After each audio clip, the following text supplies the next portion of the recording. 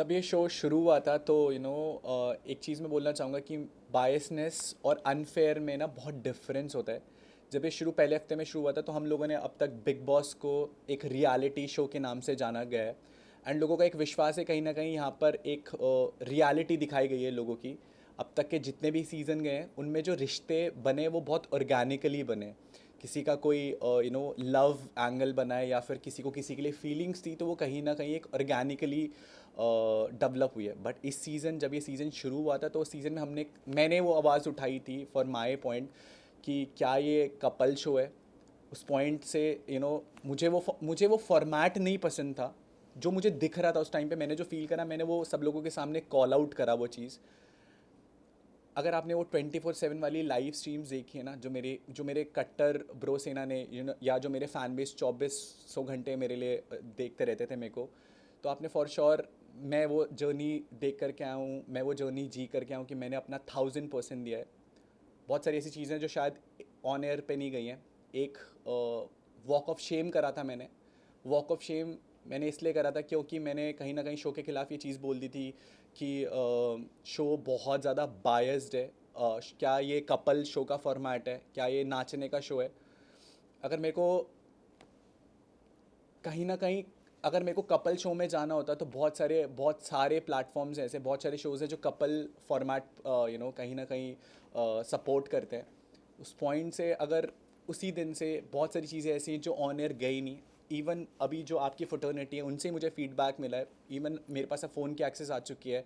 मुझे पता लगा जो मेरे 24/7 के जो लाइव स्ट्रीम्स थे, 2-2 3-3 4-4 घंटे के जो लाइव स्ट्रीम्स थे वो म्यूट कर दिए गए थे। मेरे फैंस ने मेरे को भी जस्ट टैग्स करके वो सारी चीज़ें ट्विटर पर ट्रेंड हो रही हैं।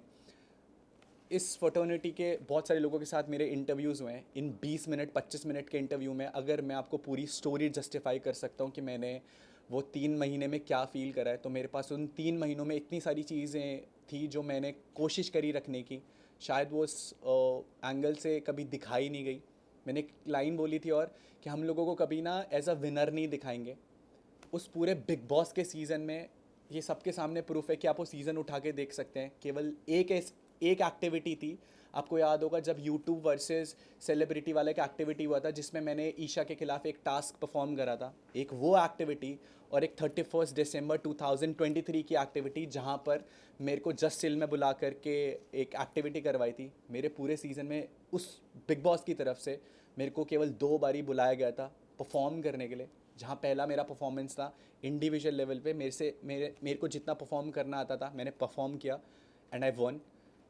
अगर आपको परफॉर्म करने का मौका ही ना दिया जाए तो आप अपनी काबिलियत कैसे साबित करोगे। आज शायद 108 कैमरा मौजूद नहीं है बट फिर भी ये 108 कैमराज उस शो के अंदर मेरी वो रियलिटी नहीं जस्टिफाई करा पाए जो इतने कैमराज इस शो के अंदर है, जो एक रियल पॉइंट ऑफ व्यू दिखा पा रहे हैं। शो के अंदर एक बहुत मेन चीज़ थी जो चली थी, जो पॉइंट ऑफ व्यू को लेकर के चली थी। आज की डेट पे सब लोग इस चीज़ को एग्री करेंगे यार कि शो कहीं ना कहीं बायस था। शो ने कहीं ना कहीं उन्हीं लोगों का यू नो मुशायरा कराया, उन लोगों के लिए स्टैंड अप करवाया, उन लोगों के लिए डांस परफॉर्मेंस करवाया, उन लोगों के लिए कहीं ना कहीं चीज़ें करवाई जो लोग उनके फेवरेट थे। मुझे था कि मैं वीक 1 से किसी का फेवरेट नहीं था। एंड मैंने किसी की डिसरिस्पेक्ट नहीं करी है। मैंने हमेशा उन चीज़ों के लिए आवाज़ उठाई है जो मुझे गलत लगी हैं। मुनावर ने जब वो आयशा के लिए एक जो भी उसने आयशा के साथ किया एक लड़की के लिए किया पूरे घर में, मैं ही वो अकेला इंसान था जिसने उसको मुंह पे जा कर के काउंटर करा था कि भाई तू एक नेशनल टेलीविज़न पे तू एक लड़की के लिए इतना सब कुछ बोल रहा है, इतना सब कुछ किया। तूने नेशनल टेलीविज़न पे एक लड़की को बोला कि मैं तेरे से शादी करूँगा जस्ट फॉर गेम पॉइंट, ताकि वो तेरे को एक्सपोज ना कर सके। आयशा हम सबको पता है जब शो पर आई थी तो उसका कहीं ना कहीं एक पॉइंट ऑफ व्यू था कि मैं मुनावर को एक्सपोज करूँगी। आर्काइव रूम में जो बातें भी वो हमें नहीं, एज अ घर वाले हमें नहीं पता लगी कि वो आर्काइव रूम में क्या बातें थी। बात कर देते हैं बायसनेस की, तो बायसनेस फिर भी जस्टिफाइड है। बट जहाँ अनफेयर आ जाती है, मेरे पास सेट एग्जांपल्स हैं कि वो क्या क्या हुआ है शो में। आपको याद होगा मेरा एक कन्फेशन रूम में एक डिस्कशन हुआ था बिग बॉस के साथ। वो डिस्कशन पूरे घर वालों को चौक में बिठा करके दिखाया गया था। बट क्या आज तक मनारा का जो कन्फेशन रूम में डिस्कशन था बिग बॉस को लेकर के गेम पॉइंट ऑफ व्यू से, वो आप सब लोगों को दिखाया गया है?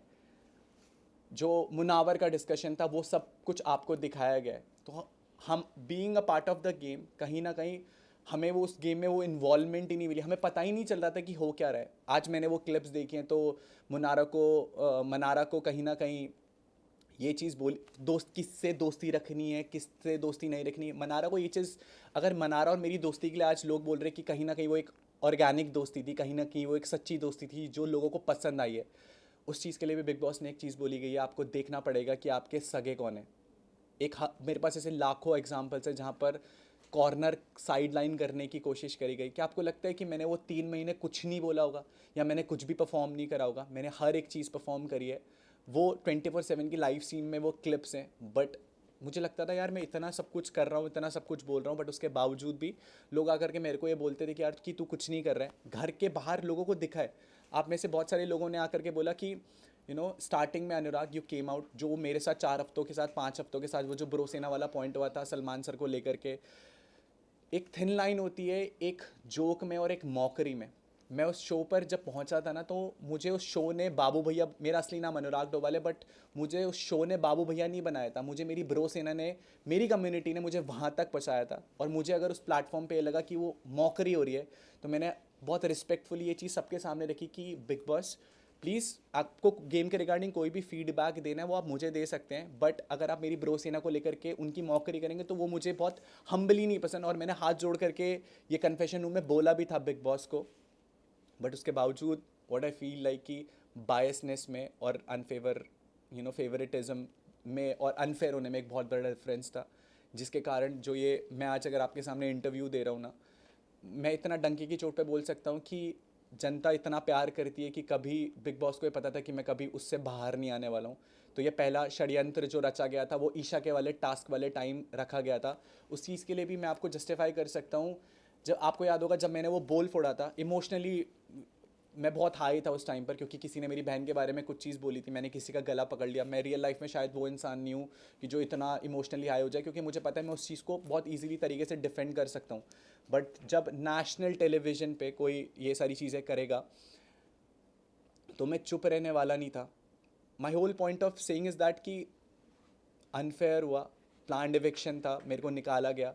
उस टाइम जब ईशा ने वो डिसीजन फ्लिप कर दिया तो वो बिग बॉस की जो चाल थी वो पूरी नहीं हो पाई। बट सेकेंड टाइम मैं भी नहीं जीत पाया और मैं हार करके बाहर आ गया। बिल्कुल, मैं मेरे पास कॉन्ट्रैक्ट भी है, but honestly to be very honest, जिस चैनल के साथ मैं वो काम कर रहा था मैंने उनसे पूछा भी था तो दे डिडंट आंसर्ड मी। मैं जिसके साथ काम करूंगा और मैं उनसे भी वो क्वेश्चन पूछूंगा और वो मेरे को मना कर देंगे, तो मेरे को आइडिया नहीं था डे एंड तक कि हाँ, मुझे पता था कि कुछ कपल्स आ रहे हैं, बट ये चीज़ को मैं जस्टिफाई करना चाहूँगा। स्टार्टिंग में मैंने चीज़ बोली थी कपल शो है।